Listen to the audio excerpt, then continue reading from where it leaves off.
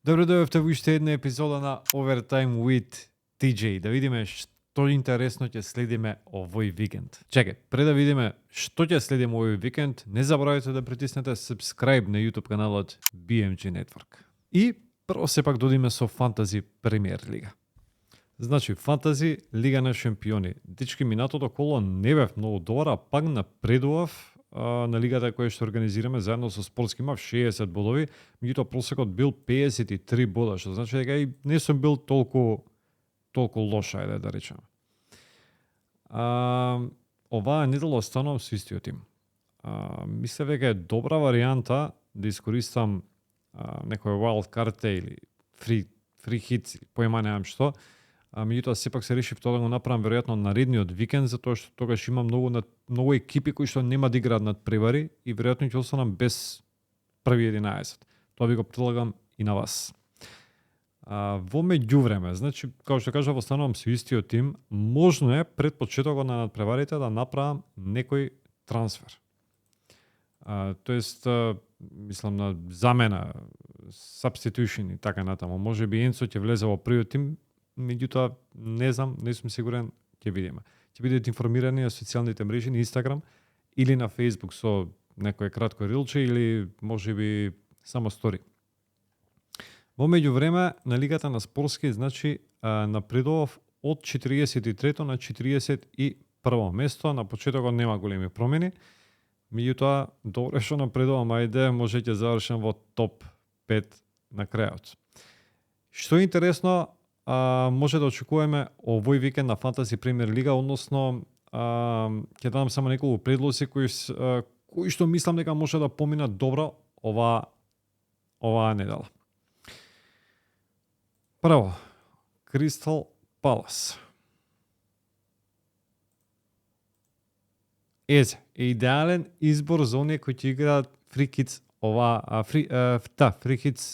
оваа недела. Секој што не игра free hits треба внимателно да размисли дали да го донесе Езе, бидејќи Кристал Палас нема да има надпревар наредното коло.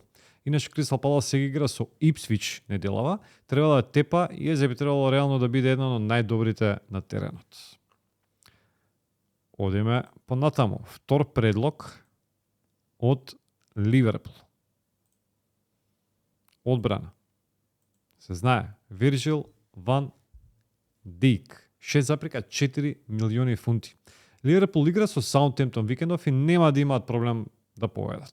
Освен тоа, тешко дека ќе примат гол. Така да Ван Дик е одличен избор за одбраната. Исто како и Езе, така и Ван Дик следниот викенд нема да има надпревар, така да внимавајте да не останете без играчи за наредното коло. И третиот предлог за овој викенд е од Волверхемптон. Ето го. Јорген Странд Ларсен, 5,2 милиони фунти. Ефтине, може да го земе веројатно кој било. Сега, Ларсен се враќа од повредата баш за време во Волверхемптон, кој што ќе биде без Матиус Куња во следните 3 првенствени надпревари поради суспензија. Тоа значи дека Ларсен ќе биде прв напаѓач во тимот. Освен тоа, баш во овие 3 меча Волсите имаат лесен распоред. Само да видиме. Да, еве го. Сега играат со Евертон, па со Саутгемптон, па со Вест Хем. Ларсен постигна 5 гола, имаше асистенција на 11 старта сезонава и сега има шанса да се врати во вистинско светло. Така да, ако имате опција или ако се двумите за промена во нападот, мислам дека е одличен избор дефинитивно. Тоа се тие 3 предлози, тоа е за фантази овој викенд. Веројатно наредниот ќе биде многу поинтересен. Да.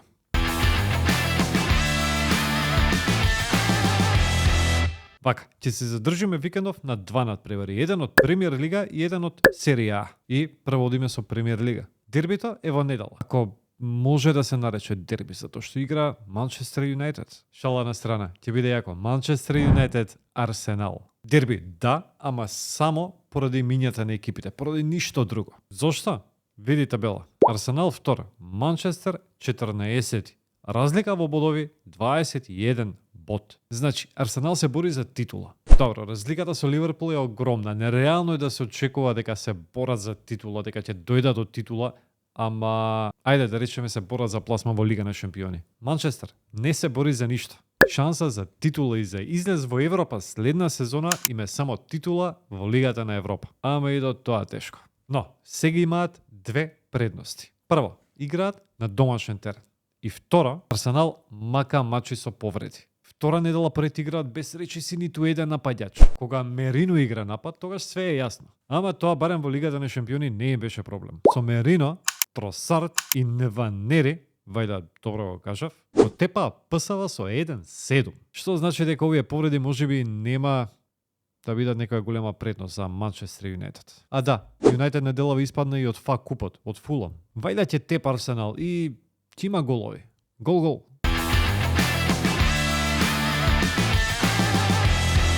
Ајде на кратко во серија А. Ювентус Аталанта. Ја гледаме табелава и одма станува поинтересно. Аталанта трета, Јуве четврти. Директна битка за трето место и битка за пласма во Лига на шампиони следната сезона. Јуве врза 5 победи поред на последните 5 меча. Даде 10 гола, прими само 2. Добро, во меѓувреме испадна во Лига на шампиони, испадна од Копа Италија, ама во серија А газат. Не забравяйте дека проблемот на Јуве сезонава се нерешените. Имаат само еден пораз оваа сезона во Италија. Аталанта очекував повеќе од нив сезонава. И беа подобри, ама во последно време паднаа. Испадна од Лига на шампиони, испадна од купот и играат топло-ладно во серија А. Ама со нив се е можно. На крај може да биде нерешено. Дечки, тоа се тие два надпревари кои што ги избрав за ова видео и за овој викенд. Следете не на BMG Network, следете и на социјалните мрежи, на Instagram и на Facebook и бидете во текст со сите новитети. На почетокот од следната недела ќе има уште едно видео на Overtime with DJ, но овој пат од фудбал одиме на ракомет. Игра Македонија, Словенија, квалификации за пласман на Европско првенство. Ама за тоа понеделник.